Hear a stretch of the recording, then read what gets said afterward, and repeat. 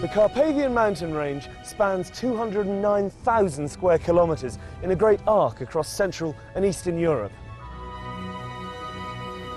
Cradled beneath its jagged peaks and hidden among trackless miles of forest is perhaps the world's only surviving medieval landscape. Formed at the same time as the Alps, much of this great range straddles the area of modern-day Romania known as Transylvania. It's a place of myth and legend, a land where the distant howl of the wolf still chills the night air, where bears sharpen their claws on towering pines and lynx prowl ghost-like among the sullen crags.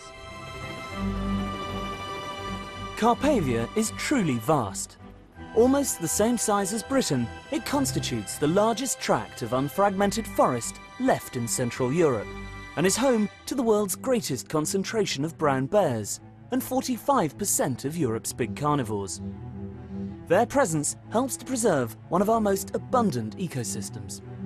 I'll be travelling to the very heart of this breathtaking region in an attempt to uncover the history, the culture and the wildlife of what is Europe's last untamed wilderness.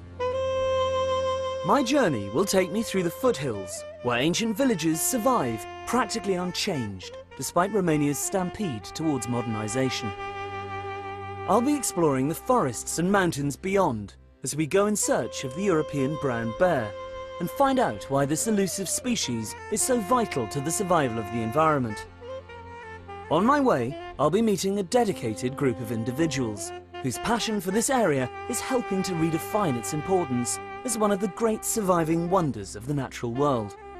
These include a Transylvanian count who is working to conserve some of the most ancient of Carpathia's medieval villages, and His Royal Highness Prince Charles, who can trace his ancestry back to Romania's dark and distant past.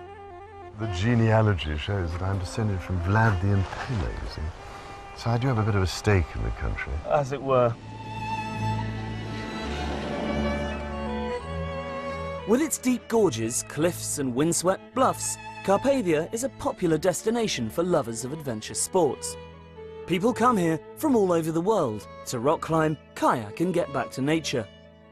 But for many Romanians whose parents were herded into cities by the communist regime, the mountains offer something far deeper, a chance to reconnect with their rural heritage.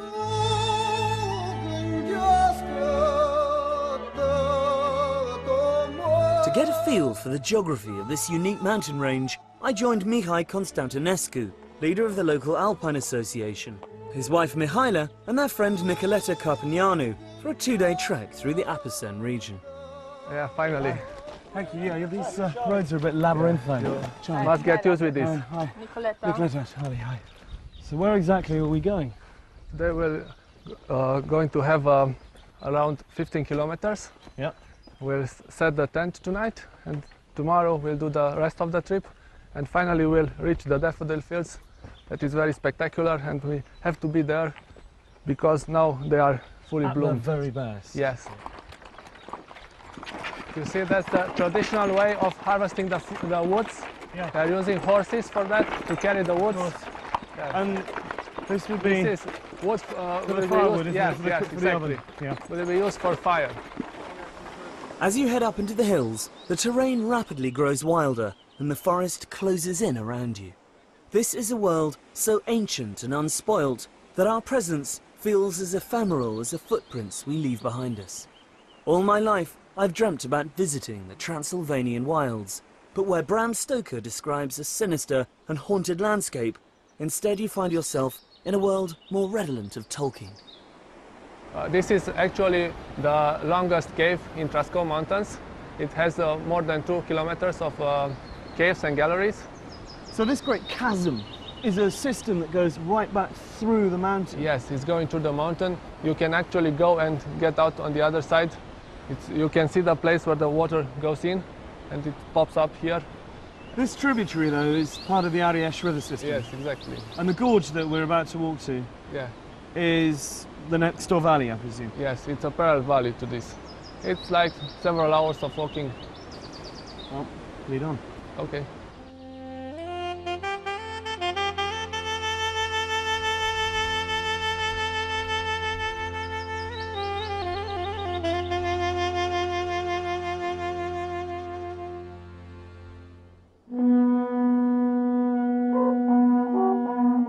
We approached our campsite as dusk was fading to black. A fire was already lit and a local troupe of travelling minstrels were practising for next week's big daffodil festival at nearby Nigrigliasa. This is a traditional pursuit for Romanians at weekends in this area. They come camping. It's one of the big things you do here. That's right. I think we're very lucky. We got such beautiful countryside here, and most people appreciate that. So they come here weekends, also summer holidays. They usually get a tent and their backpacks, and they go in the middle of the mountain. So you have to carry everything with you, including your musical instruments.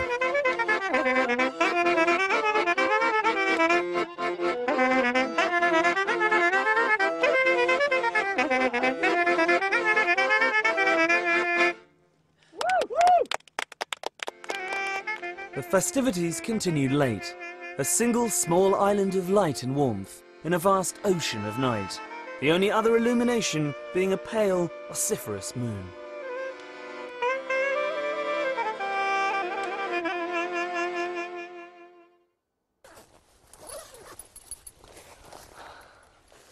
Check the coast is clear for bears. Morning in the mountains. I haven't seen it yet. This is my first view of it properly because we arrived in the middle of the night. It's paradise. These high alpine meadows, the smell of the juniper bushes, the light. Just can't beat it.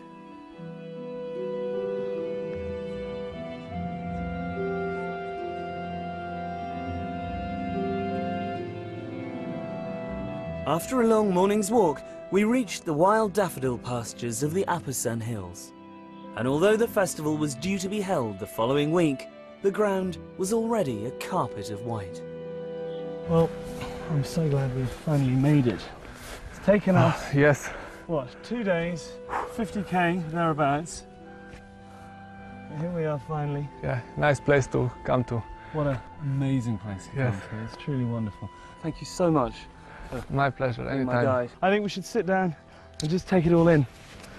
Enjoy the view.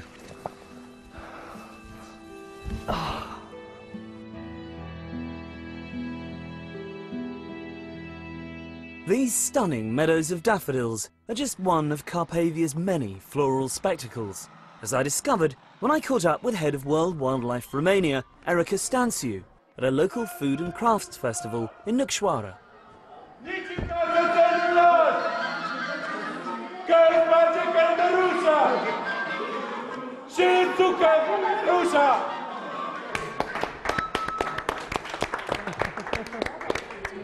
Erica, hi.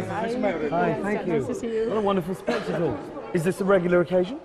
Well, it's becoming regular. It is an old tradition that stopped during the communist times, and now it is being renewed. And the local people, including children, are very, very happy to do this and very Absolutely. proud. And these are all the local crafts, are they? Yes, these are all local people coming together to have fun and do some work as well. So this is a traditional social event, if you like, a social It's a social club. Exactly.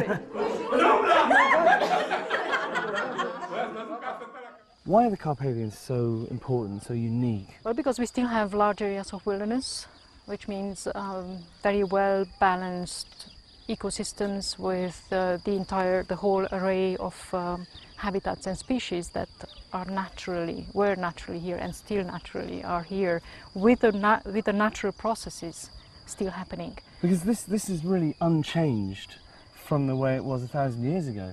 Yes, there are large areas, large core areas I would call them, which are still in their natural form. These large wilderness areas are linked with corridors, and this means that animals have space And they to can move freely. They can move freely. Why is that so important? It's vital. It is vital, especially for some of the species like the large carnivores that need large spaces to survive. Presumably you get inbreeding. Otherwise there will be inbreeding, otherwise the whole population will be disappearing, if you like, Right. because they need space to live. These are large animals that need large areas to feed on, and it's crucial for them to have these corridors between the wilderness areas. So you have a lot of cuckoos around here. Yes, and many other species of birds. We have many wonderful species of flora, fields of daffodil, of wild daffodils and wild orchids and many other species which are very different from one season to the other. In May now and in June, up in the alpine areas, you can see wonderful gardens of wildflowers. Inhospitable though the Carpathians often are, people have been living here for millennia, and the mountains around Gradistir de Monte conceal something extraordinary. What you see today is estimated to be less than 10% of an ancient city that lies tangled and buried beneath the roots of the forest. The ruins of Sami-Sejutusa, capital of the Dacians, have been described as the Machu Picchu of Europe, although they predate the Incas by nearly 1,000 years. Around 200 AD, it was the cultural, religious and military heart of a civilization that stretched from Slovakia all the way to the Black Sea. But this is an area that's proved almost impossible to conquer for any length of time. The Romans were forced to pull out due to the high cost of policing such wild terrain. Then came the Huns, the Avars, the Slavs and the Bulgars, the Magyars, and most enduring of all, the Saxons. Travelling northeast towards Brasov and the foothills, you reach a region where the German language is still widely spoken, and many of the people are descended from immigrants who came here in the 12th century. Or at least that was the case up until the early 1990s.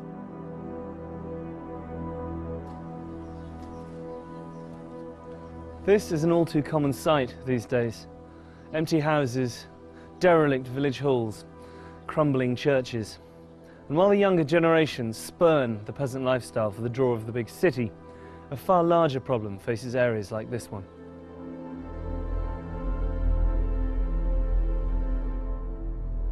Following the revolution and the fall of Ceausescu, the German government gave its Saxon cousins the opportunity to return to their homeland. Faced with the choice between continued hardship, poverty and political instability, or the chance of a new life in the West, many families literally upped sticks, leaving everything behind them. Fortunately, not all of these depleted settlements have been abandoned. Aside from a growing Romani population who have moved in to take advantage of the free housing, there is still a stalwart Saxon contingent who have stayed on and are attempting to inject new life into what is a vital part of Romania's cultural identity. The village of Viscri is one of the lucky ones, where members of the community have banded together to preserve their architecture and traditions. Many of these houses date to the time of the first settlers, direct forebears of today's inhabitants, like local resident Caroline Fernelend. My ancestors came 1142, invited by King Geza II of Hungary to defend this area against the invasions. So they came with a golden letter, we call it. And this is why they built 240 villages in Transylvania, and every village has a fortified church. All the time somebody was watching from the tower to see if it is dangerous, and then they would ring immediately the bells, and everybody Piles into the church. very quick, Locks very the door quick. behind them, yeah. Of course. This is Alba Iglesia. In 1400 it was first mentioned, and from this is coming the name of the village, Deutsch-Weißkirch, Saas-Ferechhazo, and Viscri in Romanian. Nice. White church in German. White church in German. Marvellous door.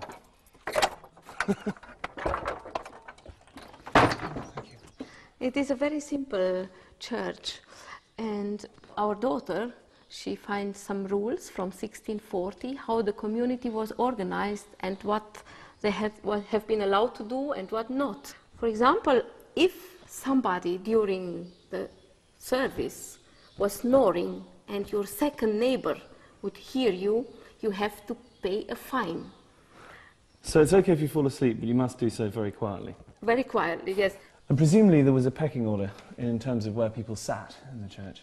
Yes, this we are respecting also today, even if we are 8, 9 people. For example, the young ladies, they sit in the back, and when you get older, you move more in the front. After 80-year-old, you have to sit here close to the angel of death. This is the last station alive. It is preparing you For the afterlife. for the afterlife. How extraordinary. That shows a very healthy business-like attitude to mortality, really. Look at this. It is unbelievable. It's just so big, you can see it. I mean, all the tiles, all the beams, all the way up the structure inside the tower. I mean, I felt like I was gazing down Noah's Ark, you know, as you saw the roof of the church. The amount of work that must be required to maintain a building like this. Community has done this when it was needed. This is why they have not built something new here. They only maintained the church and the towers how they have been always. Ceausescu, in '88, he proposed that 8,000 villages like this to be destroyed in Romania, to destroy our identity. This was his goal. And now Viscri and other villages are listed, recognized by World Heritage, UNESCO. It's so lucky he was deposed in the nick of time, I think. When I'm here, I feel that I'm the richest person from this world. And if you are here in the evenings and hear these birds and insects singing, I really think it is wonderful, and all stress from the day is gone. Disappears. Yes, I think gazing out from this balcony has to be qualified as a form of meditation, really. It is, and I'm very grateful that I'm allowed to live here and now in this democracy. Journey across thousands of years of Polish history, from the birth of the nation around 750 BC to present-day Warsaw. Join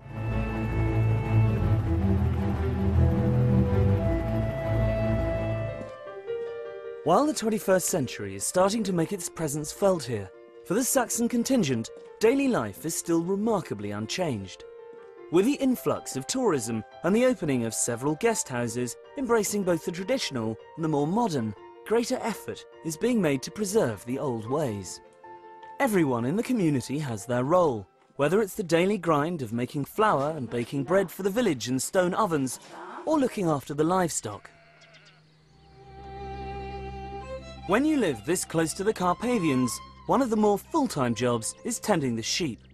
Accompanied by their packs of ferocious Heinz 57 guard dogs, these shepherds have to spend nights sleeping out on the hills to protect their flocks from the constant threat of large carnivores.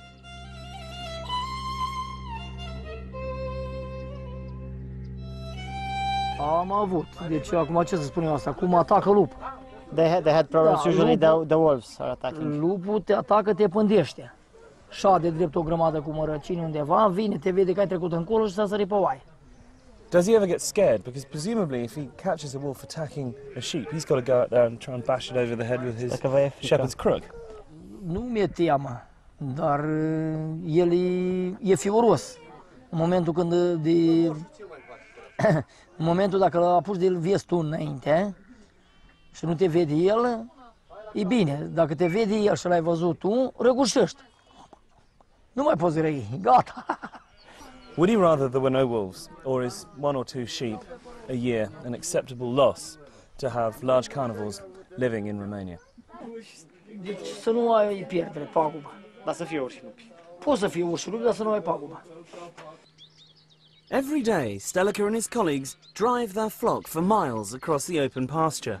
And most exhausting of all, as I found out, they also need to milk each sheep by hand, twice.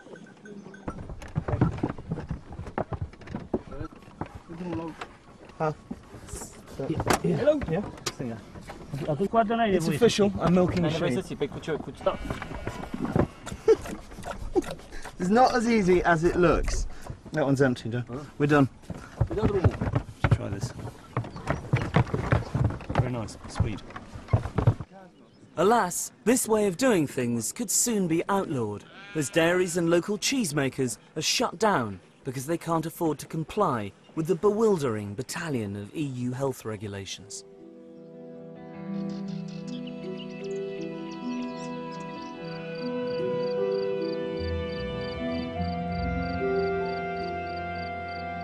One organisation that is striving to prevent this from happening is ADEPT, a charity that maintains local methods of farming and living off the land are essential for the survival of a rich and varied ecosystem.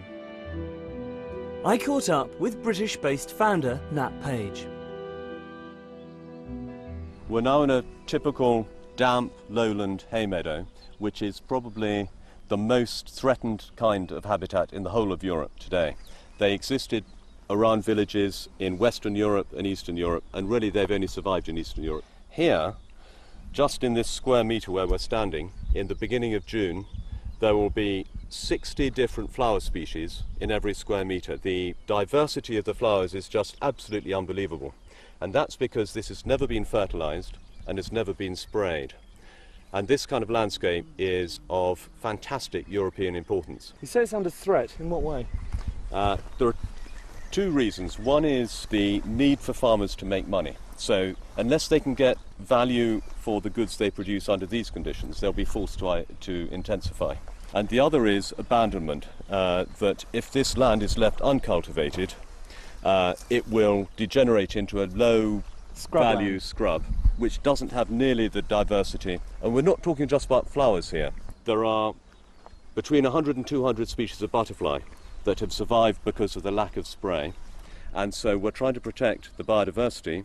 The biodiversity depends on the people and the management by the people, so we're also trying to protect these small-scale farming communities. But the other most important long-term way of promoting survival is helping them get a proper price for the goods they produce, bringing innovative marketing means to support traditional production methods. In many ways it seems that these smallhold farmers are custodians of the landscape because their continued survival ensures the survival of this ecosystem. Yes, let's hope we can keep as much of it as we can. Who knows, in 10 years' time, this will not be the same. Well, it will be here in 10 years' time if everyone comes to look at it and experience it and enjoy it. Yes, look at it, enjoy it, and support the local economic system. And the system will continue. Perhaps the best way to explore these gently undulating fringes of Carpathia is by mountain bike. A set of trails has been built through the surrounding woods and hills, linking Viscri to its neighbouring villages, and whilst there's nothing too challenging, it's a great way to see the countryside.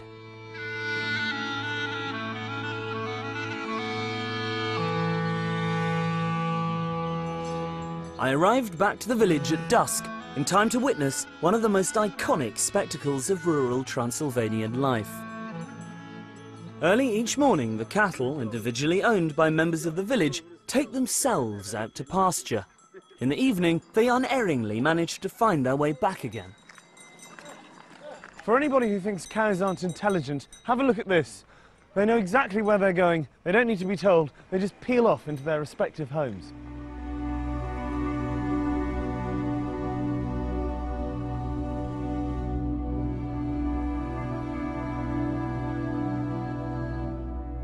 As Romania's economy is developing, the environment faces ever greater danger. With much of the country's biggest natural resources either under the ground or sprouting out of it, the impact on this mountain paradise is increasingly costly. This is one of thousands of illegal logging operations that are taking place as I speak in the mountains of forest of this area. Look at this tree, you can count the rings. It's over 100 years old. It's not even selective. Well, it's selective in as much as they take the largest and the oldest trees, cart them off. It's a tragedy. Deforestation is the greatest threat facing this wilderness. As far as the government is concerned and the people who have been restituted land here, Carpathia's main value lies in its prime timber and mineral deposits. For a country struggling to catch up with the rest of Europe, this region is, literally in some cases, a gold mine. Insufficient resources to police such a huge area and a reluctance to do so makes it almost impossible to prevent such wide-scale clear felling. On top of this, the absence of planning laws is giving rise to a spate of new and often ill-conceived developments, like environmentally damaging ski resorts, hastily built to take advantage of the influx of foreign tourists. If operations like this one are allowed to continue due to greed and corruption and the demands of the Western world, then the forests of Carpathia will probably disappear within the next 10 years. But with Romania still such a poor country, it's hard to argue that they shouldn't be allowed to exploit their natural resources to improve quality of life. I've come to the frontier of the forest near Zarand with friend and environmental activist Radu Mott to visit one of the last people whose existence remains untouched by the wheels of progress. What a glorious place to live, but how isolated. We're here to meet a woman called Varvara, who's been living on top of this mountain all her life. Her husband died 24 years ago. She's got no running water, she's got no electricity, and no one around her for miles. It's a tough life. It's a tough life indeed. Bună ziua! Bună ziua! Ce mai faceți? Ia cu ceapa și cu greu. La Charlie, mulți ani, la mulți ani. how does she survive up here? She has some cows, but nobody will buy the milk anymore. So she gets no income, No income whatsoever. You have problems with wolves here as well, obviously. Da, frică, nu, ce să The faci? wolves killed a dog last autumn.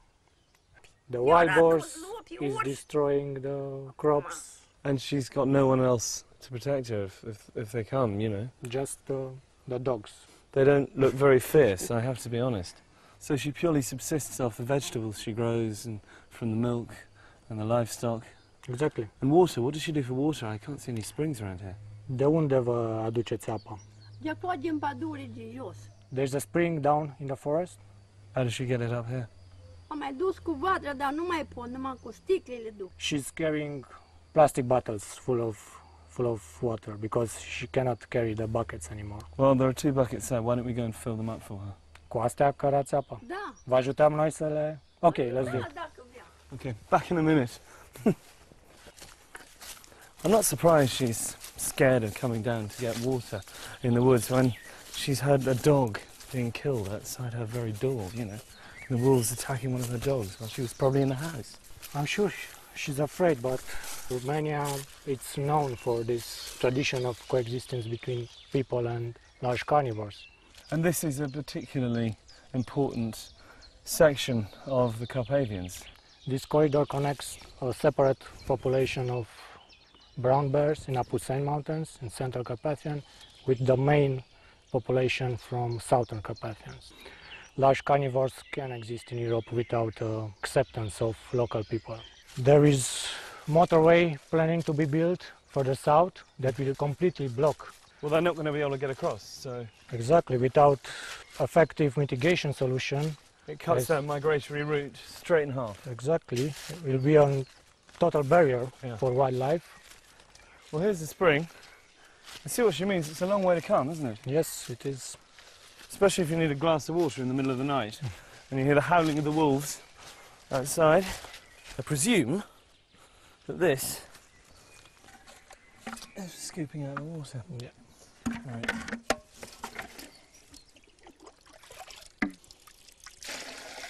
Can't believe she has to do this every day, and she doesn't even use these buckets. These little bottles don't last very long, so it must be constant coming back and forth. Exactly, but it's the only way for her to get water. I think we should try and raise some money, get her a generator and a water pump and a hose sorted out. Exactly. Oh, yeah. V-am adus apa. Vă mulțumim frumos. Cu plăcere, numai. Trăiți la mulți ani. Sănătate, numai bine. De-aia, Domnul. Hope that'll keep it going for a while.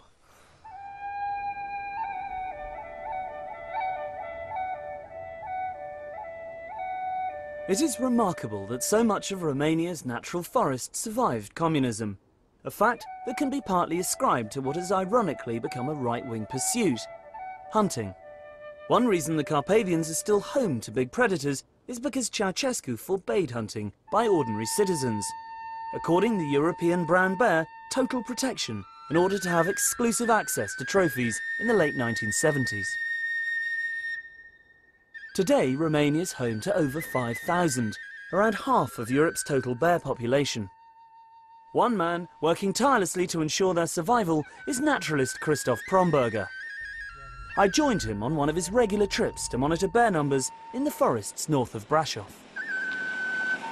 The wilderness really needs large carnivores because they keep the whole system in balance. They keep the ungulates under a certain threshold, so the forest can regrow, and when the forest can regrow, all the other species, the birds can live and so on. So the large carnivores are really important to keep everything alive. By ungulates, you mean herbivores? You mean the deer? Red deer, the roe deer, to some degree wild boar, the chamois in the higher elevations. For example, you know, if you don't have wolves, then the chamois will go down in the forest, and then in winter, and then they can eat a lot of the young trees. But if the wolves are there, the chamois, they stay high up, and then they don't damage the forest. They protect the trees, they protect the forest from being overgrazed. Exactly. The wolves and the bears and the lynx, they're on top of the food chain, so they control everything which is under them.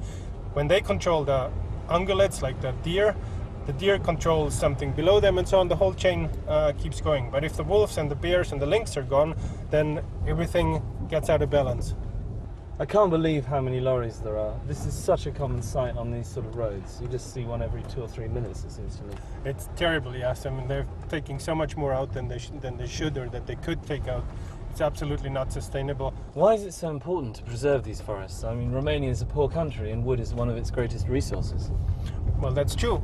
We don't need the wilderness, but we don't need St. Paul's Cathedral, we don't need football, we don't need any of these things, but still we want to have them. And we are just one out of hundreds and thousands and millions of species, and they all have the same right to exist, and they need this wilderness. So we cannot just come and say we destroy it all. That's just, we can't do that.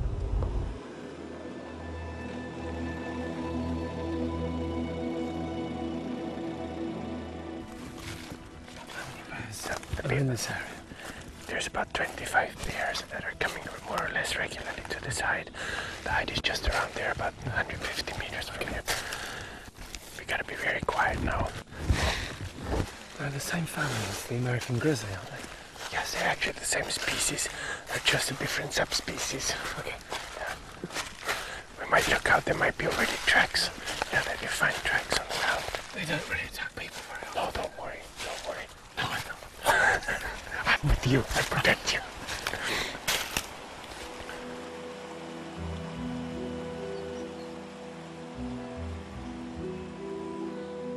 This hide was used by trophy hunters who would lay down food and sit in comfort, waiting for bears to wander into their sights. An iron frame was employed to measure the size of prospective targets. Haunches of meat were hoisted, and bears tall enough to reach them were deemed fair game. Today bears are still fed and monitored, but to propagate their numbers rather than furnish the homes of the party faithful. Oh yeah, this black one, that's a 5-year-old female. She's not coming very often, but I've seen her here before. It's amazing just to see bears so close. It's absolutely amazing. Yeah. What is it? It's not even 30 meters, isn't it? I know. They probably smell us, so they know that there's somebody here. But if we're quiet and if we don't do any fast movements, they will tolerate us here. Okay. Is that meat down the far end there? Because it looks like she's sniffing around there. Yes, that is the leftovers from the slaughterhouse. They came word and brought about a week ago a truck full of that stuff here. Mainly sheep guts and the sheep heads. Do they prefer that to the muesli? Well, of course, the meat is very protein rich, so they prefer meat. But it starts to get a bit smelly, so I think pretty soon they won't. I can smell a bit of it. I think pretty soon they won't touch it anymore. The cubs. Yeah, oh yeah, that's a mother with 3 cubs of the year. They were born in January. Oh, look at that. The first time this year that they come out here. Yes, they never get No, she was very careful with them so far. So that's the first time that they're here. Wow, so this really is a special occasion. Fantastic. Well, how big are they? 15 kilos now. Tiny. Yeah, that's so cute. That's the heavy ones. Look at that. See, no one hanging off. It's trying to hang on. I imagine you never get bored of this. No. You come up there almost every day, don't you? You can sit here every evening. There's every evening something else happening. I can watch this forever. Really good. As well as his environmental work, Christoph and his wife Barbara run an eco-lodge, which offers guided excursions to the bear hide, as well as kayaking trips. Their riding school, Equus Silvana, lays on equestrian breaks, where guests can spend days galloping through fenceless wilderness.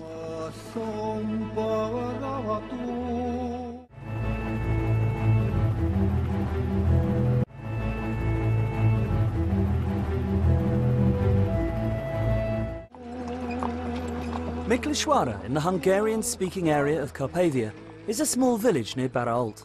I've come here to meet Transylvanian Count Tibor Kalnoky, who is transforming the local community by converting disused homes into traditional guest houses and offering visitors the chance to step back in time.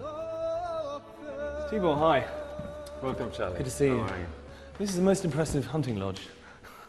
Yes, it's 500 years old and it's been abandoned for the last 50 or 60 years, and we're now starting slowly, one step after the other, to restore it. There must be a huge amount involved in restoring a place of this size.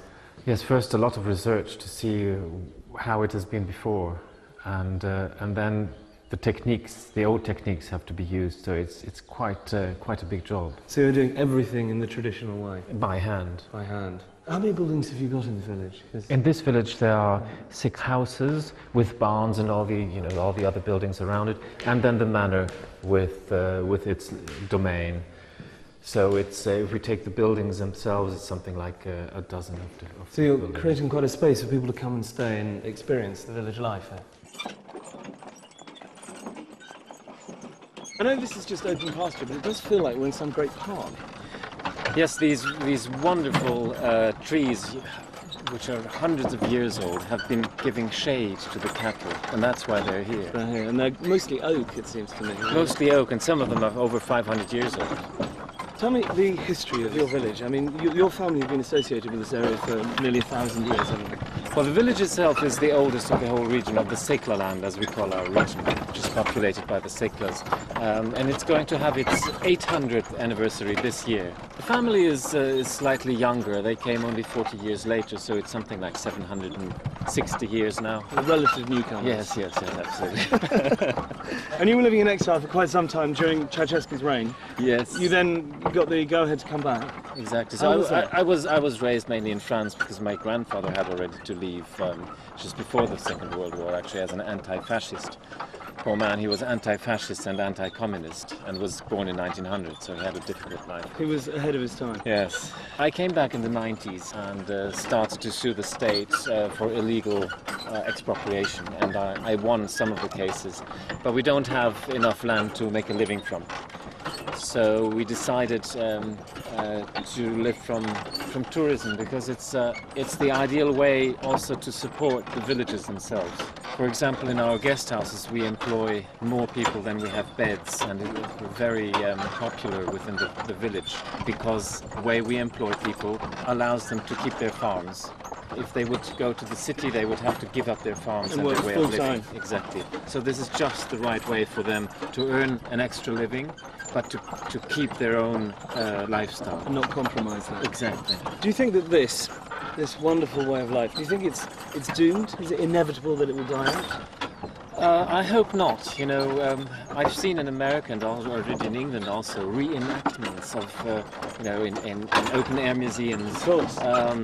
People get dressed and then they reenact ways of life they think it might have been 100 years earlier. Well, here this is not necessary yet, because it's still happening. But it is so important to keep it going, because once we lose it, it'll be lost. Gone forever. Gone forever. The next morning, Tibor and I took a trip to the even more remote village of Sălbatici, where he's been working closely with His Royal Highness the Prince of Wales to restore several properties as examples of how rural tourism can benefit local communities without impacting on the environment.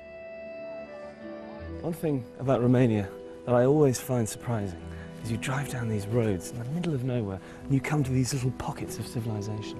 And then you have something like this. And you have something like this at the end of it. Have a look at the main house. We have 3 rooms here. It's been quite some painstaking work restoring all this furniture.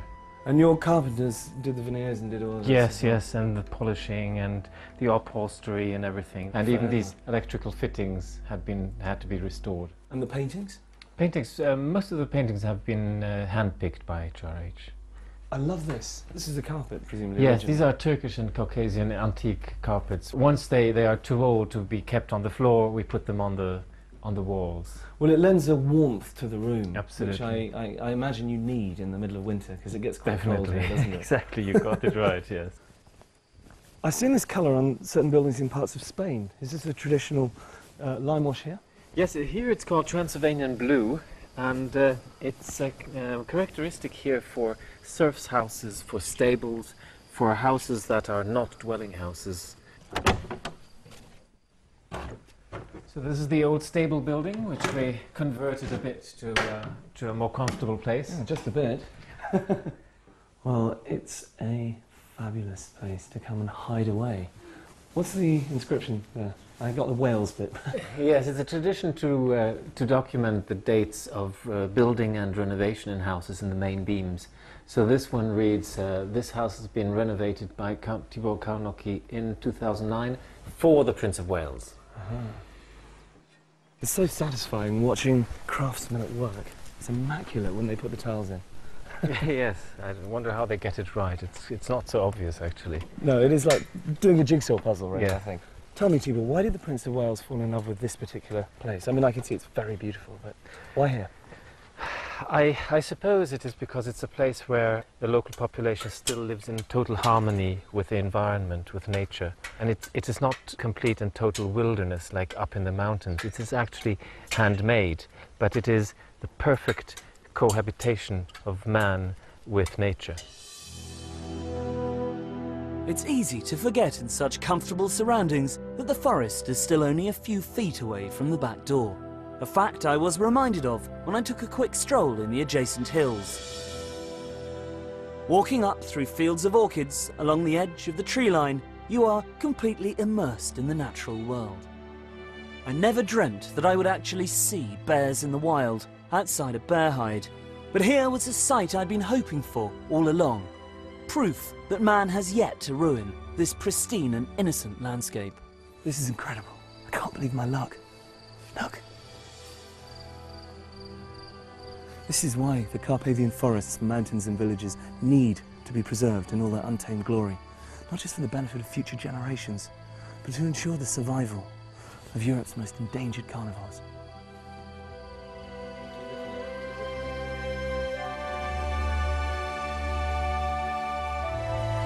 If something isn't done, then this verdant paradise will become as ecologically barren as the Highlands of Scotland. Once covered by magnificent forests of oak, beech and pine, now bare with new saplings grazed into submission by a wildly inflated deer population. But it's here I've come, on the last leg of my journey, to meet one of Carpathia's greatest crusaders, His Royal Highness, the Prince of Wales. The key thing I think about Romania, and Transylvania in particular, is that there's so much we can learn from, it seems to me. It is the last corner of Europe where you see true sustainability and complete resilience and the maintenance of entire ecosystems for the benefit of mankind, and also for nature. And there's so much we must learn from that before it's too late, I think. So presumably this is why it's so important to preserve it for the future. Well, I think so, but people will say, oh, well, she's just trying to preserve things in aspic, and you're trying to prevent progress and so on. But you'd think by now we might have learned a few lessons from the things that have gone wrong with an agri-industrial approach to everything. Because the great thing, it seems to me, about Transylvania is the combination of natural ecosystems, the forests and the agricultural areas, together with the human cultural systems. And it's this extraordinarily unique, integrated relationship which is of such huge importance. Once you pull it all apart, you're left with something which can just be exploited without being treated in a sustainable way, if you see what I mean. Because if you cut down great swathes of the Carpathian natural forest, you're actually destroying one of nature's great services to the rest of mankind in terms of carbon sequestration. Given the fact that the rise of industry and agriculture has led to the almost total destruction of the Great Forest of Caledon here in Scotland, do you think that there's a way of stopping the same thing from happening in Romania? Well, we should be clever enough, wouldn't you think, by now, and wise enough to We'd hope. some possible lessons to be learned in avoiding that from happening. But otherwise, if we just go on the same way, you end up with destruction occurring, and then people later on are saying, hang on a minute, you've got to try and put this back. What is the point of running into a proverbial brick wall, this time of such a painful sort, that by the time we realize that we have to redesign our food systems and put nature back at the heart of the whole process in order to provide us with what we take for granted, how are we going to be able to put it back? Yeah. So I think Transylvania is an absolutely key issue that has to be addressed. What do you love the most about Romania? It's the timelessness of it, which is so remarkable. And almost out of some of those stories one used to read as a child, it's quite remarkable. People are yearning for that sense of belonging and identity and meaning. And we have to rediscover some of these aspects of the way we produce food and live with and maintain and give back to nature if we are to make sure this whole system continues. And that's why human cultural systems matter, because they're intimately linked to that aspect of nature. It's in us, but we've somehow denied it and thrown it away and said it doesn't matter, it doesn't exist, it's irrelevant. It isn't irrelevant. Nourishes the soul and the heart, absolutely. That's what Romania does for yes. you.